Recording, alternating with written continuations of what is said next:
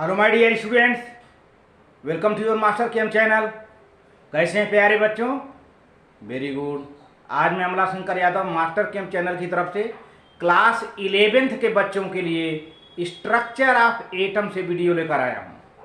प्यारे बच्चों, आज के डिस्कशन में हमारा होगा शेप्स ऑफ ऑर्बिटल। तो सबसे पहले हम ऑर्बिटल की बात करने। ऑर्बिटल एसपीडीएफ होते हैं। ये ऑर्बिटल ये सबसेल हैं, एसपीडीएफ सबसेल हैं, इसमें ऑर्बिटल होते हैं। अब ये ऑर्बिटल क्या है? किसी एटम के न्यूक्लियस के चारों ओर का वह 3 डायमेंशनल स्पेस जिसमें इलेक्ट्रॉन पाए जाने की मैक्सिमम प्रोबेबिलिटी हो। प्रोबेबिलिटी मीन्स संभावना हो, चांसेज हो। And that region, that area, that space is called orbital. फिर से, न्यूक्लियस के चारों ओर का वह 3 डायमेंशनल एरिया जहां पे इलेक्ट्रॉन के पाए जाने की अधिक से अधिक, मैक्सिमम से मैक्सिमम चांसेज हो, प्रोबेबिलिटी हो, and that area is known as orbital. ये है। तो अब ऑर्बिटल में ये जो एसपीडीएफ ये सबसेल हैं, इनमें ऑर्बिटल होता है। इनमें ऑर्बिटल होता है। एस में 1 ऑर्बिटल, पी में 3 ऑर्बिटल, डी में 5 ऑर्बिटल, एफ में 7 ऑर्बिटल्स होते हैं। और इनके ओरिएंटेशन को मैग्नेटिक क्वांटम नंबर बताता है और सबसेल को एजीम्यूथल क्वांटम नंबर या एंगुलर क्वांटम नंबर बताता है। तो प्यारे बच्चों, देखते हैं कैसे होता है। बहुत ज़्यादा एग्जामिनेशन में पूछा जाता है। इसी के साथ हम नोड्स भी बताएंगे। ये नोड क्या है? नोड वह एरिया है जहाँ पे इलेक्ट्रॉन के पाए जाने का संभावना बिल्कुल 0 होता है। That area is called node. जहाँ पे इलेक्ट्रॉन नहीं पाए जाते उसको नोड कहते हैं, नोडल प्लेन कहते हैं, नोडल एरिया, नोडल जोन कहते हैं। आप देखते जाइए। हाँ, तो प्यारे बच्चों, शेप्स ऑफ एटॉमिक ऑर्बिटल। पहले ऑर्बिटल की बात करें। N orbital is the three dimensional region of space around the nucleus within which the probability of finding an electron of given energy is maximum about 90%। मैंने बताया था ना कि nucleus के चारों ओर का वह 3 डायमेंशनल एरिया, वह 3 डायमेंशनल क्षेत्र, वह 3 डायमेंशनल स्पेस जहाँ इलेक्ट्रॉन के पाए जाने की मैक्सिमम चांसेज होती है, मैक्सिमम प्रोबेबिलिटी होती है, अधिक से अधिक संभावना होती है, that area is known as, that space is known as orbital. अब सेकेंड पॉइंट प्यारे बच्चों, the probability at any point around the nucleus is calculated using Schrodinger wave equation. तो प्यारे बच्चों, न्यूक्लियस के चारों ओर के बहुत से पॉइंट्स होते हैं और जहाँ पे इलेक्ट्रॉन के पाए जाने की चांसेज कम होती हैं वहाँ पे जो है उसको हम नोड कहते हैं। और जहाँ पे पाए जाने की संभावना अधिक होती है तो that area, that zone is calculated by Schrödinger wave equation and is represented by density of the point, the shape of the electron cloud the obtained gives the shape of the orbital. इस तरह से electron cloud का जो shape पाया जाता है, electron cloud का एक शेप जो पाया जाता है उसको हम कहते हैं शेप ऑफ द ऑर्बिटल। अब देखिए, अब यहाँ पे चूँकि एस पी डी एफ हैं तो शेप ऑफ एस ऑर्बिटल की बात करें, साई, इसको ये जो है ये साई कहते हैं, PSI साई। ये प्यारे बच्चों वेव फंक्शन बताता है। Sai is the wave function obtained from Schrödinger wave equation. Sai क्या है? वेव फंक्शन है। वेव फंक्शन, जी हाँ, the square of its absolute value, ये एब्सोल्यूट वैल्यू ऑफ साई है। देखिए, साई का एब्सोल्यूट वैल्यू करके स्क्वायर कर दिया गया है। इसी का हम वेव फंक्शन का स्क्वायर कर दें। The square of its absolute value Sai square has this significance as it gives the electron probability density of the electron at that point। एक तरह से एक साई स्क्वायर इलेक्ट्रॉन डेंसिटी बताता है, ऑर्बिटल ही बताता है। The variation of psi and psi square at different distances are from the nucleus for 1s 2s orbitals are given here. तो इस तरह से इनमें चेंजेज होते रहते हैं। यहाँ पर दिया गया है, ये देखिए प्यारे बच्चों, ये 1s के लिए है, ये 2s के लिए है। 1s में कोई नोड नहीं होता है। 2s में देखिए एक कटा हुआ है ना, ये ग्राफ आ रहा है, ये नीचे की ओर आ गया कट करके, नोड है। नोड माने क्या, यहाँ पे इलेक्ट्रॉन नहीं पाया जाता।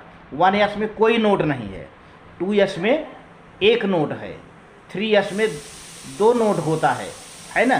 तो इस तरह से है प्यारे बच्चों। अब आप देखो नोड कैसे निकालेंगे, n-1, n क्या है, प्रिंसिपल क्वांटम नंबर। जितना जैसे 2s है तो n वैल्यू कितना हुआ 2, और इसी में 1 माइनस कर दो तो 2s में कितने नोड होंगे, 1 नोड, है ना। इसी तरह से 1s में अगर 1s की बात किया जाए, 1s तो यहाँ n बराबर कितना है 1, तो 1 माइनस 1 0, तो 1s में कोई नोड नहीं है। तो नोड का नंबर निकालने का फार्मूला n-1, आगे हम दिखा रहे हैं फार्मूला है। We observe that the probability of 1s electron is found to be maximum near the nucleus. इस तरह से देखो प्यारे बच्चों, 1s में इलेक्ट्रॉन की प्रोबेबिलिटी बहुत ज़्यादा है न्यूक्लियस के पास, क्योंकि 1s बिल्कुल न्यूक्लियस के पास ही रहता है। And decreases as the distance from the nucleus increases, और जैसे जैसे न्यूक्लियस से हम दूर आते हैं, बाहर की ओर आते हैं, डिस्टेंस बढ़ता जाता है, तो इलेक्ट्रॉन की डेंसिटी प्यारे बच्चों घटती जाती है। आ जाइए, in the case of 2s electron the probability is again maximum near the nucleus and then decreases to 0। तो 2s की बात करें तो 2s में न्यूक्लियस के पास प्रोबेबिलिटी बहुत अधिक है, लेकिन जैसे जैसे दूर जाते हैं प्रोबेबिलिटी घटती जाती है और लास्ट में 0 हो जाती है, फिर जाके बढ़ने लगती है अगेन एंड देन डिक्रीजेस। देखिए 2s की बात है, 2s ने ये आया बढ़ता जा रहा है, अब इसके बाद यहाँ आके 0 हो गया, 0 होने के बाद फिर बढ़ रहा है ना, फिर घट रहा है। तो इस तरह से देखा जाए कि पहले न्यूक्लियस के पास अधिक रहेगा, फिर जैसे जैसे डिस्टेंस बढ़ेगी 0 हो जाएगा, और फिर 0 से फिर बढ़ने लगा, ऊपर की ओर जा रहा है, और फिर डिक्रीज हो जाता है, नीचे की ओर आ जाता है। At the distance from the nucleus increases, ये काम तब होता है जब न्यूक्लियस से डिस्टेंस बढ़ना शुरू कर देता है। The region where the probability is 0 is called nodal surface. मैंने पहले बता दिया कि नोडल सरफेस किसे कहते हैं। नोडल सरफेस उसे कहते हैं जहां इलेक्ट्रॉन के पाए जाने की प्रोबेबिलिटी 0 होती है, नहीं पाया जाता है, और सिंपली नोड कहते हैं। In any n-s orbital has the n-1 node. किसी भी n-s ऑर्बिटल के लिए कितना नोड होगा, n-1 कर दे, n में से 1 घटा दीजिए, सब्ट्रैक्ट कर दीजिए, नंबर ऑफ नोड मिल जाएगा। जैसे हम आपसे पूछें कि how many nodes in 4s orbital, है ना, how many nodes in 4s orbital, तो अब आपको पता होना चाहिए कि यहाँ n बराबर क्या है प्यारे बच्चों, how many nodes in 4s orbital, तो n बराबर कितना है 4, नंबर ऑफ नोड क्या होगा n-1, तो यहाँ पे n के जगह पर 4 लिखे, 1 कितना हो जाएगा 3 नोड बनेगा, 3 नोड बनेंगे। तो ये नोड निकालने का फार्मूला है s ऑर्बिटल के लिए। For s orbital azimuthal quantum number l equal to 0। s orbital के लिए l की वैल्यू क्या होती है प्यारे बच्चों, 0 होती है, and magnetic quantum number m की वैल्यू भी 0 होती है। The s orbital has only 1 orientation, इस तरह से s ऑर्बिटल में केवल एक ओरिएंटेशन होता है, and they are spherical in shape, और ये गोलाकार होता है, but differ in their number of nodes, लेकिन गोलाकार तो होता है, लेकिन ये s ऑर्बिटल में नोड्स होते हैं। कुछ s ऑर्बिटल में नोड नहीं पाए जाते हैं, कि सभी s ऑर्बिटल गोलाकार होते हैं, सभी s ऑर्बिटल स्फेरिकल होते हैं, लेकिन फिर ये तो सिमिलरिटी हो गई कि स्फेरिकल होते हैं। फिर डिसिमिलरिटी क्या है कि they have number of nodes, कुछ s ऑर्बिटल में नोड नहीं होता है, जैसे 1s ऑर्बिटल में कोई नोड नहीं है। Their energy increases with increase in the principal quantum number, प्यारे बच्चों प्रिंसिपल क्वांटम नंबर जैसे जैसे बढ़ता जाएगा उनकी एनर्जी भी बढ़ती जाएगी। जैसे 1s, 1s में n की वैल्यू कितना है 1 है। अब 2s में n की वैल्यू कितना है 2 है, प्रिंसिपल क्वांटम नंबर 2 हो गया। 3s में प्रिंसिपल क्वांटम नंबर 3 हो गया। जैसे 1 2 3 ये वैल्यू बढ़ता जाता है तो एनर्जी भी बढ़ती जाती है। अब नोड की बात करें प्यारे बच्चों, नोड पहचानना सीखो। जैसे देखिए 1s ऑर्बिटल है ना, ये बीच में एक छोटा सा न्यूक्लियस दिख रहा है, छोटा सा न्यूक्लियस दिख रहा है बीच में, ये छोटा सा न्यूक्लियस दिख रहा है। अब इसके चारों ओर इलेक्ट्रॉन हैं तो कोई नोड नहीं है ना। लेकिन ये 1s की बात है, नो नोड, नो नोड। अब चलिए 2s में प्यारे बच्चों छोटा सा न्यूक्लियस है और इसके चारों इलेक्ट्रॉन हैं। फिर देखिए इसके चारों थोड़ा गैप दिख रहा है, गैप दिख रहा है ना, ये गैप क्या है, एक नोड है, ये नोड है। मतलब इस गैप में इलेक्ट्रॉन नहीं है, बहुत ध्यान से आप देखिए तो इस गैप में नहीं है। फिर थोड़ा दूर जाएंगे तो फिर इसके चारों ओर एक इलेक्ट्रॉन का क्लाउड दिख रहा है, गोलाकार में है, गोलाकार दिख रहा है ना, तो यहाँ इलेक्ट्रॉन पाया जाएगा। तो न्यूक्लियस के चारों ओर फिर गैप, गैप जिसको कहते हैं नोड, और फिर इलेक्ट्रॉन 2s में है ना। तो 2s में कितना नोड मिला 1। कैसे फार्मूला निकाला, n-1, तो n की वैल्यू कितना है 2, उसमें से 1 घटा दो तो 1, एक नोड मिला ना। अब ये 3s है प्यारे बच्चों, 3s में कितने नोड मिलेंगे 2, 3 - 1 2। देखिए ये बीच में न्यूक्लियस दिख रहा है डार्क डार्क, इसके चारों ओर कुछ इलेक्ट्रॉन हैं, फिर गैप हो गया, एक नोड मिला है ना, फिर इलेक्ट्रॉन हैं, फिर गैप मिला, 2 नोड हुआ, फिर इलेक्ट्रॉन है ना। तो इस तरह से आप नोड निकाल लोगे, डायग्राम भी बना लोगे, ठीक है ना। ये आ गया। अब शेप्स ऑफ पी ऑर्बिटल प्यारे बच्चों, पी ऑर्बिटल के शेप कैसे होते हैं। On the basis of probability calculation it is found that probability of finding the p electrons is maximum in the 2 lobes। p orbital प्यारे बच्चों डमरू के आकार का होता है, डम्बल शेप होता है, और इलेक्ट्रॉन के पाए जाने की मैक्सिमम प्रोबेबिलिटी दोनों लोब में होती है। दोनों लोब जो एक दूसरे के अपोजिट साइड में होते हैं, on opposite side of the nucleus, and this gives rise to the dumbbell shape for the p orbital। और इससे p ऑर्बिटल डमरू के आकार का होता है, डम्बेल, DUMB डम्ब बेल के आकार का हो जाता है। इट में be noted that the probability of finding a particular P electron is equal in both lobes. तो प्यारे बच्चों दोनों लोब में इलेक्ट्रॉन का नंबर बराबर होता है, इक्वल होता है। There is a plane passing through the nucleus on which the probability of finding electron is almost 0।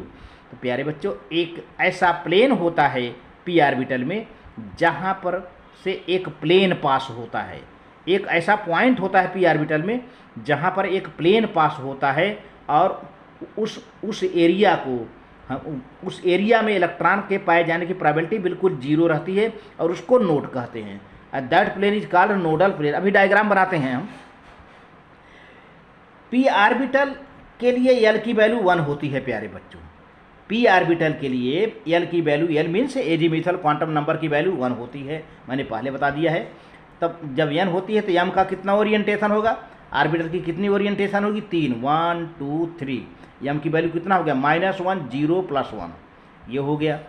तो इस तरह से px py pz है ना। The P orbital has 3 different orientations, these are designated as px py and pz depending upon the whether the electron density is maximum along with the x axis, y axis and z axis। तो 3 orientation है प्यारे बच्चों, 3 orientation तीनों axis पर हैं, x y और z axis पर हैं। लेकिन प्यारे बच्चों एक बात यह है कि जो s ऑर्बिटल स्फेरिकल होता है वो डायरेक्शनल नहीं होता। ये बहुत इंपॉर्टेंट है, IIT नीट में भी पूछा जाता है, जो कि 11th क्लास के बच्चे पढ़ते हैं। पी ऑर्बिटल स्फेरिकल होता है, उसका कोई डायरेक्शन नहीं होता है क्योंकि स्फेरिकल होता है। लेकिन सॉरी मैं गलत बोल दिया, एस ऑर्बिटल स्फेरिकल होता है, एस ऑर्बिटल स्फेरिकल होता है, उसका कोई डायरेक्शन नहीं होता, डायरेक्शन लेस होता है। लेकिन पी ऑर्बिटल प्यारे बच्चों डमरू के आकार का होता है, डम्बल शेप्ड होता है, इसलिए पी ऑर्बिटल डायरेक्शनल होता है, सॉरी है ना। इसलिए एस आर्बिटल स्फेरिकल होता है, एस आर्बिटल डायरेक्शन लेस है, नॉन डायरेक्शनल है, लेकिन पी आर्बिटल प्यारे बच्चों डायरेक्शनल है, डायरेक्शनल कैरेक्टरिस्टिक है पी आर्बिटल, ठीक है। And hence are the helpful in predicting the shape of the molecules. इस तरह से चूंकि पी आर्बिटल डायरेक्शनल होता है, डायरेक्शनल नेचर होता है, तो इस पी आर्बिटल के हेल्प से हम किसी मॉलिक्यूल का शेप भी डिसाइड कर लेते हैं प्यारे बच्चों। इस तरह से increase in the value of N, increase in the value of principal quantum number, the energy of P orbital increases. वही एस की तरह, जैसे देखिए 2p है फिर 3p है, तो किसकी एनर्जी ज़्यादा होगी? 3p की। 2p और 3p में एनर्जी 3p की होगी, क्योंकि इसका प्रिंसिपल क्वांटम नंबर 3 है। इसी तरह से 4p की बात किया जाए तो 4p की एनर्जी 3p से ज़्यादा है। देख रहे हैं ना, ये 2, 3, 4 क्या है? ये प्रिंसिपल क्वांटम नंबर है। जैसे जैसे प्रिंसिपल क्वांटम नंबर एन की वैल्यू बढ़ती जाती है, इनकी एनर्जी बढ़ती जाती है। ऐसा नहीं कि 3 बराबर होंगे। तो 3p orbitals px, py, pz belonging to a particular energy have equal energy called degenerate energy. हाँ, p ऑर्बिटल के p सबसेल के प्यारे बच्चों 3 ओरिएंटेशन होते हैं और तीनों के इक्वल एनर्जी होते हैं। कोई भी p ऑर्बिटल हो, चाहे 4p ऑर्बिटल हो, चाहे 3p ऑर्बिटल हो, चाहे 2p ऑर्बिटल हो, इनके 3 ओरिएंटेशन मिलेंगे और तीनों ओरिएंटेशन के इक्वल एनर्जी होते हैं। इसलिए इनको कहते हैं डीजेनरेट ऑर्बिटल। डीजेनरेट ऑर्बिटल देखिए यहाँ पर ये है, ये number of nodes in any orbital n-l-1। p orbital की बात, अगर p ऑर्बिटल में नोड निकालना है तो n-l-1 है ना, तो n-l-1 आप निकाल लोगे। दस 2p has no node. 2p की बात करें तो 2p में n की वैल्यू कितना है? 2 है, और p के लिए l की वैल्यू कितनी होती है? 1 होती है, और -1 है। तो प्यारे बच्चों क्या हो जाएगा? 2 - 2 बराबर 0। कोई नोड नहीं होता 2p ऑर्बिटल में। 3p में 1 नोड होगा, 4p में 2 नोड होगा। ऐसे कैलकुलेट करके बच्चे निकाल लेते हैं। अब देखिए प्यारे बच्चों, ये तो एक डायग्राम है। एक्चुअली देखिए ये p ऑर्बिटल बना गया है, ये p ऑर्बिटल ही है, देख रहे हैं ना ये। और फिर ये है, देखिए ये लोब, ये लोब है, एक ऊपर लोब है, एक नीचे, और इसके बीचों बीच जहाँ पे एक कट कर रहा है प्यारे बच्चों, एक प्लेन देखिए ये है, एक प्लेन पास हो रहा है, देख रहे हैं, ये प्लेन पास हो रहा है ऐसे। तो अब इलेक्ट्रॉन प्यारे बच्चों इस लोब में है, इलेक्ट्रॉन इस लोब में है, लेकिन इलेक्ट्रॉन यहाँ पर क्या है? 0 है। इसको कहते हैं नोडल प्लेन। इसको हम क्या कहते हैं? Nodal plane. यहाँ पर बता दे रहा हूँ, नोडल प्लेन है प्यारे बच्चों, नोडल प्लेन है। यहाँ पर इलेक्ट्रॉन 0 होगा प्यारे बच्चों, बिल्कुल। जो देखिए ये जो लाइन जा रही है ना, बिल्कुल यहाँ पर ये इलेक्ट्रॉन 0 डेंसिटी है। इलेक्ट्रॉन मैक्सिमम यहाँ है और यहाँ पर है, ऊपर के लोब में, नीचे के लोब में। देखिए लोब एबव द XY एक plane, lobe below the XY plane. इस तरह से p ऑर्बिटल का शेप है। अब इसका ओरिएंटेशन प्यारे बच्चे, चूँकि p के लिए p के l बराबर कितना होता है? 1 होता है। इसका ओरिएंटेशन प्यारे बच्चों -1, 0, +1 होता है। 3 ओरिएंटेशन होता है, px, py, pz, 3 से हुआ ना, 1, 2, 3। ये देखिए हुआ ना ये। तो इस तरह से px हुआ, py हुआ, pz हुआ, along x axis, y axis, z axis. ठीक है प्यारे बच्चों, तो इस तरह से वीडियो अच्छा लगे तो लाइक करके सब्सक्राइब कर देना, ठीक है। जैसे हम इस वक्त प्यारे बच्चों आप लोगों को बहुत संभल के रहना है, क्योंकि कोरोना वाला प्रॉब्लम आने वाला है। इसलिए सभी बच्चे जो है बाहर कम निकलें, घरों में पढ़ें और साफ सफाई से रहें। Thank you very much.